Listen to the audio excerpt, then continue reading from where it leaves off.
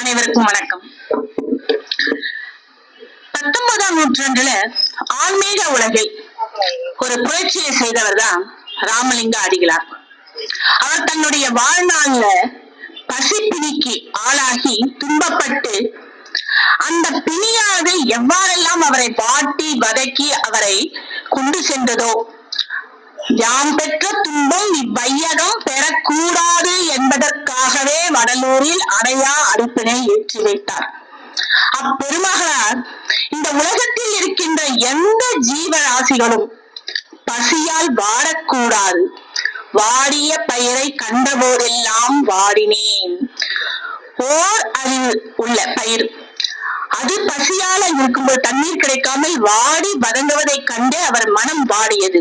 அப்பேற்பட்ட மகனார் ஆறறிவு படைத்த மக்கள் பசி பிணிக்கு ஆளாகி அவர்கள் படும் துன்பங்களை கண்டு மட்டுமல்ல, தானே அத்துன்பத்திற்கு ஆளாகி அதனால் ஏற்படுகின்ற பின் விளைவுகளையும் இன்னல்களையும் அனுபவித்தவர். அதனாலே உலக உயிர்கள், இந்த உலகத்தில் இருக்கின்ற ஜீவன்கள் வாழ வேண்டும் என்றால் அதற்கு மனித நேயம் காக்கப்பட வேண்டும் என்ற சித்தாந்த கருத்துக்களை தெரிவித்திருக்கிறார். அவற்றை படித்து திளைத்து ஊறி அவற்றின் தாக்கத்தால் விளைந்த தன்னுடைய அரிய கருத்துக்களை மரபு கவிதைகளாக படைத்திருக்கிறார். 16 தலைப்புகளில் மரபு கவிதைகளின் வாயிலாக இதற்கு விடுத்திருக்கிறார் என்று பார்த்தால், கவிதைகளில் நீரிட்டு நிற்கக்கூடியது, என்றென்றும் நிலைத்த புகழை தரக்கூடியது மரபு கவிதைகள்.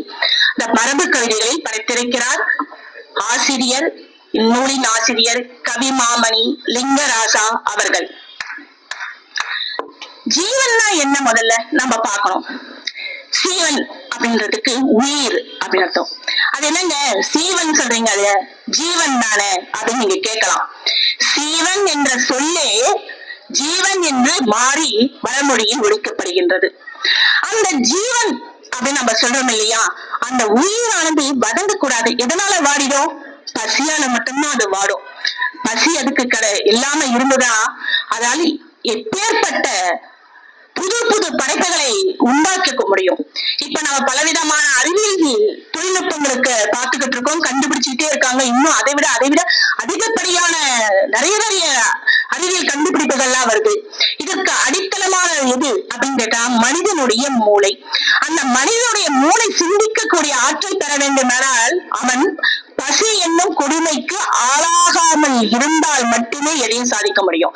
இதை நல்லா தெரிஞ்சதுதான் நம்முடைய காமராசர் ஐயா. அதனாலதான் குழந்தைகள் பசியால் இருக்கும்போது எவ்வாறு கல்வி கற்பார்கள், எனவே அவர்களுக்கு பசி பிணியை போக்க வேண்டும் என்பதற்காகவே அவர் கல்வி சாலைகளில் உணவு வழங்க வேண்டும் என்ற மத்திய உணவு திட்டத்தை கொண்டு வந்தார்.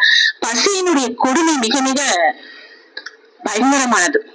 இப்ப நம்ம சொல்லிக்கிட்டு இருக்கோம், ஒரு இடத்துலயும் அணுகுண்டுகள் எல்லாம் செய்யிட்டு இருக்காங்க, அதனால அந்த நிலமே அழிந்து விடுகிறது அப்படின்னு சொல்றோம். ஆனா இந்த பசியானது ஒரு ஸ்லோ பாய்சன்.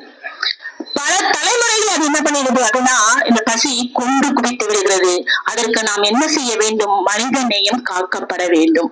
சரி, ஜீவன்னா என்ன, உயிர் அப்படின்றத நம்ம சொல்லிட்டோம். நம்ம அடுத்தது நம்ம காரணியம்னா என்ன, அதுக்கு என்ன பொருள் அப்படின்னு நம்ம பார்த்தோம்னாக்க இரக்கம்.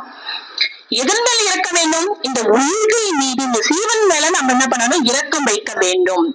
நாம் நமது தனது என்ற சுயநலம் அற்று எல்லா உயிர்களையும் ஓர் உயிராக பாவிக்க வேண்டும். நமக்கு எப்படி பசி வந்தால் பற்றும் பறந்து போதோ, அப்படிதான் எல்லா உயிர்களுக்கும் பசி வந்தால் அவர்களுக்கு தன்னுடைய நிலையை அறியாமல் சிந்திக்க முடியாமல் இருப்பார்கள் என்பதை உணர வேண்டும். பெருசா நீங்க பெருசா செய்ய வேண்டாம். கோவில் கட்ட தேவையில்லை. பெரிதாக நீங்க ஒரு பள்ளி சாலைகளை கட்டணும்னு அவசியம் கிடையாது. உங்களால் இயன்ற அளவுக்கு ஒரு ஜீவன் உயிரோடு வாழ்வதற்கான ஒரு பிடி உணவை, ஒருவேளை உணவு கொடுத்தால் கூட போதும். அதுவே உனக்கு புண்ணியத்தை தேடும். அதுவே நீங்க அந்த உணவை பெற்று அந்த ஜீவன் இன்புறதை பார்க்கும் போது நீ கடவுளை அதில் காணலாம் என்கிறார்.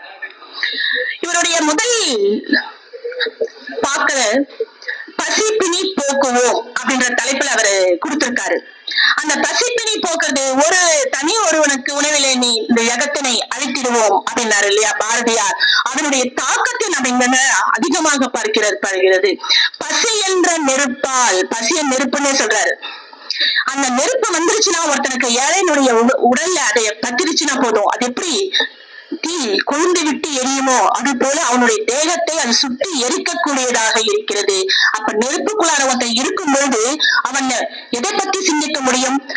இந்த நெருப்புல இருந்து எப்படியா தப்பிச்சு வெளியில வர முடியும் அப்படின்னு பாக்கணும். அது வெளியில வருவதற்கு என்ன வேணும் அப்படின்னு கேட்டா, நீங்க தண்ணி ஊத்தி அணைக்க வேண்டாம். அவன் வயிற்றில் எரிகின்ற அந்த வெப்பத்தை, தீயை அணைப்பதற்கு ஒரு பிடி சோறு வழங்கினால் போதும், அந்த வெப்பம் தன்னால் அணைந்துவிடும் அப்படின்றத எவ்வளவு அழகா சொல்லியிருக்காரு பாருங்க. பசி என்ற நெருப்பால் ஏழைகள் தேகம் பற்றி எரியும் போதில் பசிக்கு ஆகாரம் கொண்டதை அவித்தல் பாமரனின் சீவனுக்கு காக்கும் அப்படின்னாங்க. ஒரு பாமரனுடைய ஜீவனை காப்பது, அவனுடைய உயிரை காக்கணும் அப்படின்னு நீங்க நினைச்சீங்கன்னா ரத்த தானம் செய்ய தேவையில்லை. பெருசா நீங்க போயிட்டு பல விதமான பொருள் உதவிகள் செய்யணும்னு அவசியம் இல்லை. உங்கள் வீட்டில் நீங்கள் அன்றாடம் சாப்பிடுகின்ற ஒரு பிடி உணவை அந்த ஏழை பாமரனுக்கு உங்கள் வீட்டை தேடி வரும் ஒரு ஏழைகளுக்கு கொடுத்தீர்கள் என்றாலே போதும், அந்த ஜீவன் காக்கப்படும் அப்படின்றது அந்த சிந்தாந்தத்தை பார்க்கும்போது இவ்வளவு எளிமையா சொல்லிட்டு இருக்காரு வல்லாருடைய கோட்பாடை அப்படின்றத நம்மளால இங்க பார்க்க முடிகிறது. ஆன்ம விளக்கம் அப்படின்ற தன்னுடைய 2வது பாடல்ல பல திரிகள்லாம் சேர்ந்துதான் ஒரு விளக்குல நம்ம 5 திரிகள் இட்லாம் வீட்டுல விளக்க ஏத்துவாங்க. தீபத்தை 3 திரிகள் 5 திரிகள் அப்படின்னு விட்டு நம்ம விளக்கங்களை ஏத்துவோம். ஆனா அது 5 திரிகள் இட்டாலும் அவை எல்லாம் சேர்ந்து ஒளி என்ற ஒரே ஒரு பொருளை மட்டுமே தான் தருகிறது. அப்படிதான் ஒரு தாயானவள் ஒருவள் தான். ஆனா அவர் தன்னுள் பல செயல்களை உண்டாக்கி அவை பல திரிகளாக இருந்தாலும் அந்த ஓரிலிருந்து பிரிந்து வந்த தீபங்களாகத்தான் இருக்கின்றது என்ற ஒரு தத்துவத்தை என்ன பண்ணிருக்காரு சொல்லியிருக்காரு. உயிர்கள் எப்படி பல திரிகளாக இருந்தாலும் ஒரே ஒளியை கொடுப்பது போன்று தாயினுடைய உயிரிலிருந்துதான் செய்கை பிறக்கின்றது என்பதை வெகு ஆழ்ந்த பொருள் நுட்பத்தை 4 வரிகளில் பெண்பாவாக படைத்திருக்கிறார். இங்கு ஆசிரியருடைய கவித்திறனை நாம் மேலும் வியக்கக்கூடியதாக இருக்கின்றது. பேரின்ப வாழ்வு பெற்றோர் அப்படின்ற 3வது தலைப்பில் அவர் எழுதியிருக்காரு. எல்லா தேகங்களும் சரி, எல்லா கரணங்களும் சரி, எல்லா புவனங்களும் எல்லா போகங்களும் தெல்ல தெளிவாக தெளிவரும். எதை பார்க்க? தெய்வ விளக்கமும் எல்லாமே எது அருள் சக்தி தான் நமக்கு வேணும் அப்படின்றத நம்ம பாக்குறோம். அதை போய் பார்க்கறதுக்கு சன்னதி எல்லாம் போய் நம்ம சேரோம். பூரண இயற்கையில பாக்குறோம். பக்தியினுடைய உன்னதத்துல நம்ம பாக்குறோம். இது எல்லாமே இறைவனுடைய வடிவம் தான் அப்படின்றத நம்ம பாக்குறோம் இல்லையா?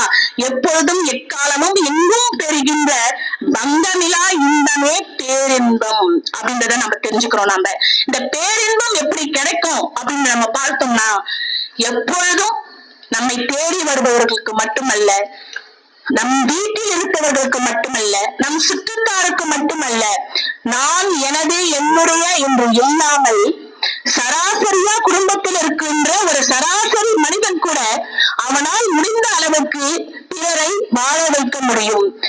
பொருள் கொடுக்க பெண் கொடுக்க அல்ல, அவன் தான் உண்ணுகின்ற உணவை ஒரு பங்கு கொடுத்தால் போதும் அந்த ஜீவன் இன்புட்டு இருக்கும் அப்படின்றது இங்க எடுத்து சொல்றாரு.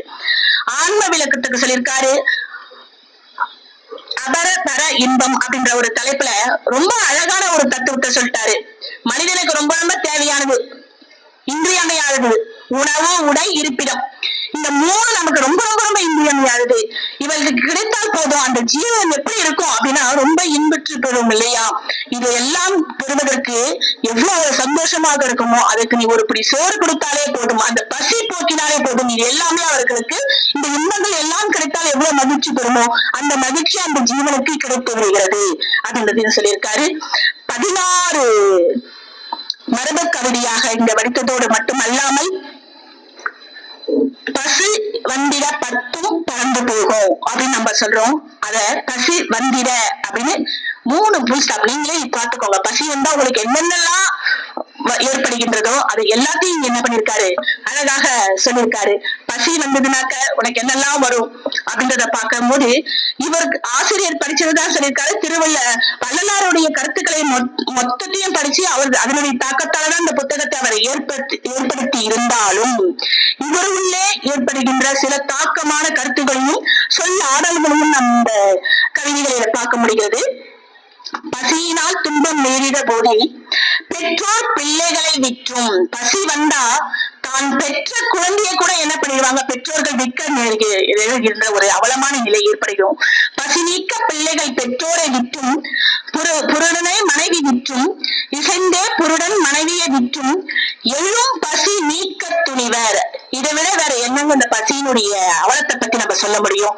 கவிஞர் இந்த சொல்லாடல் அவர் கொண்டு வாழ்க்கையில நிதம் பசியினால் ஏற்படுகின்ற துன்பங்களையும், பசியினால் யாரெல்லாம் அல்லாடுகிறார்களோ அவர்களை பார்த்து அதனால் ஏற்பட்ட தாக்கத்தினால் அவர் சொல்றாரு, பசி வந்தா பத்தும் பறந்து போகும் ஒரே வார்த்தையில சொல்லிட்டாங்க. ஆனா அது விரிவாக அவர் சொல்லும்போது எவ்வளவு விதமான அது கொடும் தாக்கத்தை நமக்கு ஏற்படுத்துகிறது. கொடுமையாக இந்த பசி என்பதை நாம் இங்கு காண முடிகின்றது. பசி போயிருக்கும் அப்படின்ற ஒரு வெண்பாவை எழுதியிருக்காரு. பசி வந்த போது பரந்த மனத்தால் பசிக்குணவு ஈவதே பண்பு. மனிதனுடைய பண்பு என்ன அப்படின்னு கேட்டீங்கன்னாக்க, பசின்னு யார் வந்து கேட்டாலும் அவங்களுக்கு உடனே கொடுப்பது, இதுதான் மனிதனுடைய பண்பு. அது பசி நீக்கும் போதிலும் ஜீவன் பெரும் இன்பம் நெஞ்சினில் போதும் என சொல்லுமே. வேற எதை கொடுத்தாலும் உங்களுக்கு போதும் வரவே வராது. 5 ஏக்கர் நிலம் கொடுத்தாலும் உங்களுக்கு போதும் சொல்ல வராது. 10 புடவைகள் வாங்கி கொடுத்தாலும் போதும் அப்படின்னு வராது. 15 பவுன் நகை கொடுத்தாலும் உங்களுக்கு போதும் அப்படின்ற திருப்தி வராது. ஆனா சோறு அவர்களுடைய வயிறு நிறைய சோறு கொடுத்துட்டா போதும், போதும் போதும் போதும் இதுக்கு மேல வேண்டாம் அப்படின்றது வரும். ஒரு உயிர் இன்புற்று இருப்பதற்கு உணவு மட்டுமே போதும். அதுவும் பசித்தவருக்கு மட்டும்தான் அதனுடைய கொடுமை என்னன்னு தெரியும், அந்த உணவினுடைய அருமை என்னன்னு தெரியும். பசித்து வருபவர்களுக்கு உங்களால் இயன்ற அளவுக்கு உணவுகளை கொடுத்து ஜீவ காருண்யத்தை பேணுங்கள் என்பதை இந்த புத்தகத்தை ஆணித்தரமாக சொல்லியிருக்கிறார். இந்த கவிதைகளுக்கு பின்பாக வள்ளல் பெருமானின் வள்ளலார் காட்டும் வாழ்வியல் என்ற வள்ளல் பெருமானின் சிறந்த கருத்துக்களையும் அவருடைய வாழ்வியல் சிந்தனைகளையும் தொகுத்து ஆய்வு கட்டுரையாக 40 பக்கங்களில் கொடுத்திருக்கிறார். இந்த புத்தகத்தை முக்கடல் பதிப்பகத்தார் பதிப்பித்திருக்கார்கள். சிறந்ததொரு புத்தகத்தை நமக்கு வழங்கியிருக்கின்ற கவிஞர் லிங்கராசா ஐயா அவர்களின் கவித்துவத்தையும் திறமையையும் கவிதை புலமையும் இப்புத்தகத்தை வாங்கி படித்து இன்புறுவோம் என்று கூறி விடைபெறுகிறேன். நன்றி, வணக்கம்.